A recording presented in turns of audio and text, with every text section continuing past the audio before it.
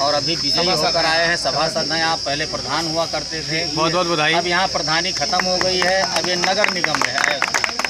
तो इस बार पार्षदी हुई तो आप उसमें विजयी हुए। ये भरत जी का कृपा रही और ये हम लोगों के बीच में हैं। कुछ यहाँ के बारे में आप एक्सप्लोर करेंगे। बताओ भैया, आचार्य जी मैं बताएंगे। जी आचार्य जी, आप बच्चों को कुछ जो है, ये बच्चे आपकी इन बच्चों के बारे में बता दें। आरसीटी बैंक ऑफ बड़ौदा से ट्रेनिंग लेकर ये फील्ड में उतरेंगे, ये काम करेंगे, या आपके पास भी गेस्ट को लेकर आएंगे। तो इनसे ऐसा कोलाब्रेट करिए कि इनकी समझ में आए।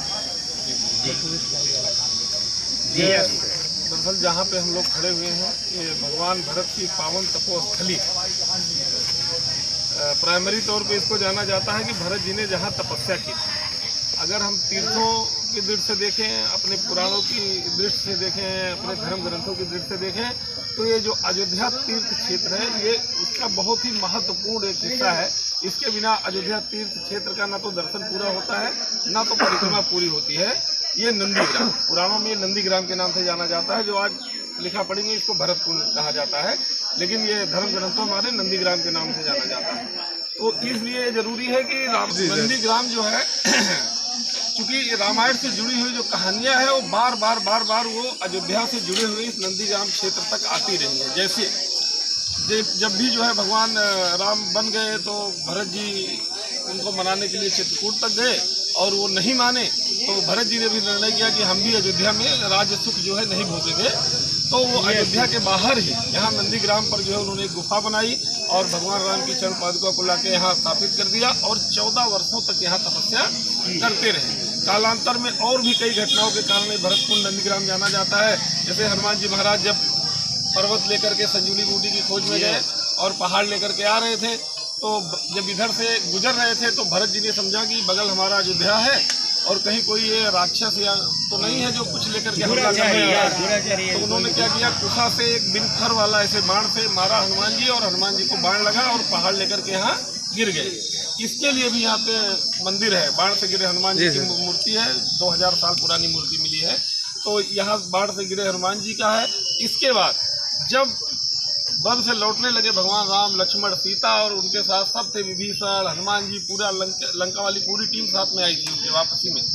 तो जब चित्रकूट पहुँचे भगवान, तो चूँकि भरत जी ने उनसे एक प्रण लिया था कि अगर 14 साल में एक क्षण भी विलम्ब हुआ आपके आने में, तो मैं चिता में जल करके अपने प्राण को समाप्त कर दूंगा। तो भगवान राम जी डरे हुए थे, चित्रकूट पहुंचे, उनको लगा कहीं आने जाने में एक आध क्षण का विलम्ब न हो जाए। तो चित्रकूटे से उन्होंने हनुमान जी को पहले यहाँ भेज दिया कि आप भरत जी को जाके सूचना दीजिए। तो हनुमान जी ब्राह्मण के वेश में यहाँ आए और भरत जी को उन्होंने सूचना दिया कि आप बिल्कुल घबराइए नहीं, बस चित्रकूट तक पहुँचे हैं और भगवान आने वाले हैं। तो यहाँ एक बार फिर जो है भरत और हनुमान का मिलन हुआ। इसका भी मंदिर यहाँ मौजूद है। इसके पहले क्योंकि इस स्थान को भरत जी ने तपस्या के लिए किस लिए चुना, ये कहा जाता है कि यहाँ पर जो भगवान शिव के जो नंदी थे उनके बहुत प्रिय थे, तो काफ़ी समय तक उन्होंने यहाँ पर वास किया। तो नाम ये उसके पहले का है नंदीग्राम। ये हो गया। आपके बगल में यहाँ पिशाच मोचन कुंड है। ये माना जाता है कि यहाँ पे यहाँ पर जो स्नान करता है उसका सारा पाप जो है वो कट जाता है। तो चूंकि हनुमान जी महाराज जब सब लोग आए तो पिशाच मोचन कुंड में भी स्नान किए, चूंकि बहुत सारे युद्ध में बहुत सारा रक्तपात हुआ था। आप यहाँ से 500 मीटर दूर जाएंगे तो जटा कुंड है, जहाँ लौट के आने के बाद उन्होंने अपने बाल बनवाए थे। और आगे जाएंगे तो तमसा तट है, जहाँ पे सब पूरी जनता अयोध्या की आई थी भगवान राम को वन छोड़ने के लिए। और इस तरीके से बहुत सारे तीर्थ स्थल यहाँ। भरतकुंड स्वयं में एक तीर्थ क्षेत्र है जिसमें करीब 27 राम कुंड, जहाँ पुष्पक विमान उतरा था वो भी इसी के अंदर है। शत्रुघ्न कुंड, एक शत्रुघ्न जी की जगह है 1-1.5 किलोमीटर यहाँ से, वो भी यहाँ मौजूद है।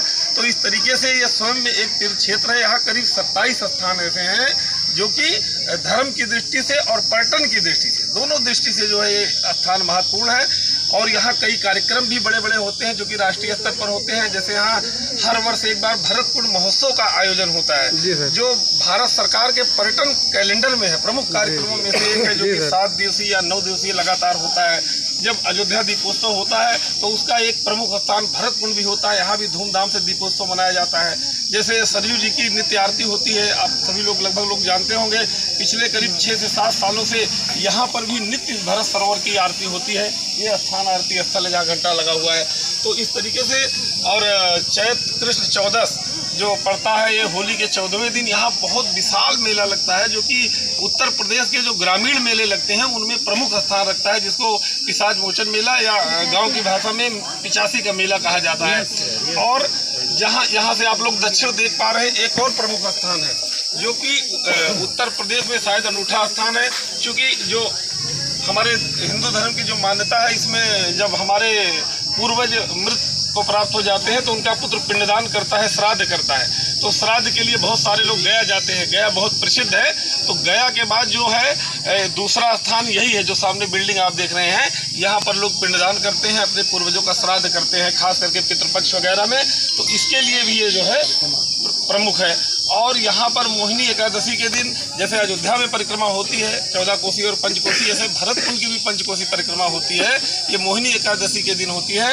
वो परिक्रमा जितने भरतकुंड के क्षेत्र हैं, छोटे छोटे घूमने वाले, उन सभी चीज़ों को समाहित करती हुई घूमती है। करीब 13 से 14 किलोमीटर की भी परिक्रमा होती है, 15 किलोमीटर के आसपास की। तो इस तरीके से ये सारी चीज़ें भरतकुंड से जुड़ी हुई हैं।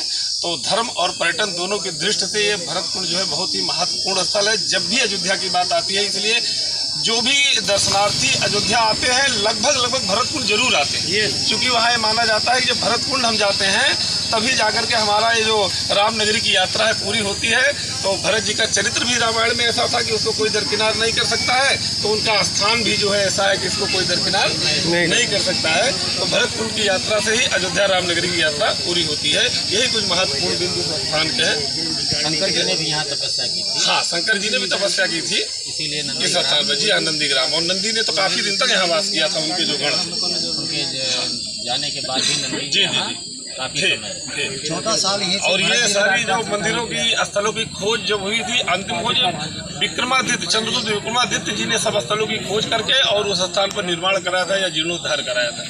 उस समय के जो है आज भी अवशेष भी है, एकाध मंदिर में उस समय के अवशेष भी हैं। फिर उसके बाद अंग्रेजों के समय में खोज हुई पुनः सत्यापित करने के लिए कि क्या वही स्थल है। एडवर्ड तीर्थ विवेचनी सभा बनी 1930 के आसपास, उसने खोज की। जगह जगह पे पत्थर लगे हुए हैं, आप पूरे अयोध्या परिक्षेत्र में देखेंगे पत्थर पाए जाते हैं। हाँ, 148 पत्थर। तो उसमें से करीब 8 या 9 पत्थर तो यहीं पर है। जैसे पिशाच मोचन कुंड है, ये लगा हुआ है, आपके सामने दिख रहे हैं, मंदिरों पर लगा हुआ है। और एक चीज ये जानिए कि एडवर्ड विवेचनी सभा जो है, जी, उसके पहले हमारे महात्मा जी, जी, तो जो एडवर्ड ने किया है टोटल वो महात्मा जी कर रहे थे। हाँ, नाम उस चीज को रोक दिया गया था। जी। फिर 2 साल बाद ये चीजें चालू हुई, तब एडवर्ड का नाम आ गया, महात्मा जी का नाम। दशरथ महल के महाराज जी थे वो। जी। ये जो है ऐसा था। एडवर्ड तो बाद में। तो खास बात यहाँ के, अब आप लोग घूम सकते हैं एक स्थल, कम से कम जो इधर मंदिर वगैरह है। बहुत धन्यवाद। ये बच्चे कल को तैयार होंगे और